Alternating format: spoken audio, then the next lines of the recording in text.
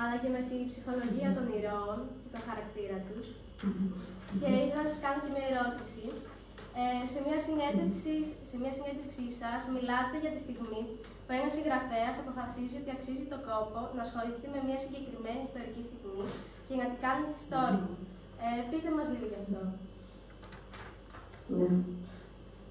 Καταρχάς, να σου πω κάτι, Ντορτίνα, για αυτό που είπες, ότι δεν ασχολήθηκα με τα ιστορικά γεγονότα μόνο, αλλά ότι ασχολήθηκα με την ψυχολογία των ηρώων.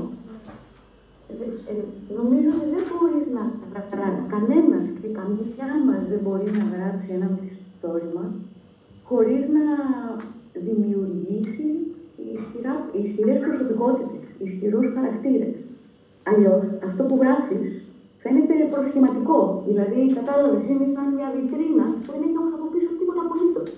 Γιατί η δουλειά που κάνουμε ως συγγραφείς, και όταν γράφουμε μυθοπλασία, αλλά και όταν γράφουμε ιστορικό μυθιστόρημα, είναι να αναπαραστήσουμε την πραγματικότητα όπως ήταν τότε. Αλλά η πραγματικότητα όπως ήταν τότε ήταν και η συνήθεια των ανθρώπων που ζούσαν τότε.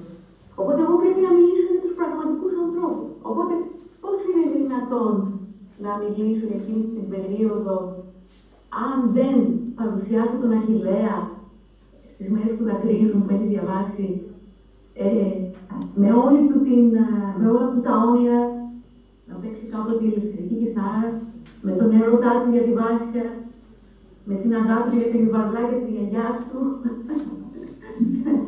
με τους φίλους του, τους πραγματικούς. Τι από τους φίλους στο βιβλίο. Από πού πήρατε έμπνευση για να το γράψετε? Όντως, εγώ το βιβλίο το έγραφα σαν να το έχω ζήσει τόσο πολύ Αντωνία, που όταν τελείωσα το γράψιμο, πέρασα 6 μήνες πολύ δύσκολους. Γιατί έπρεπε να αποχωριστώ το βιβλίο και τους ήρωες.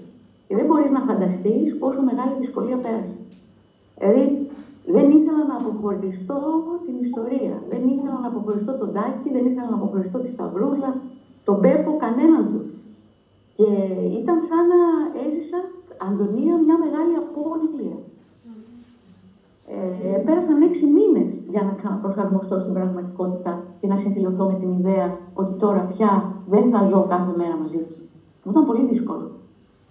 Τώρα, οι λόγοι για τους οποίους το έζησα τόσο πολύ, μάλλον είναι πολλοί, Αντωνία. Ένας λόγος, για παράδειγμα, είναι ότι ζω στη Θεσσαλονίκη, όπου όλα αυτά συμβαίνουν, και είχα τους τόπους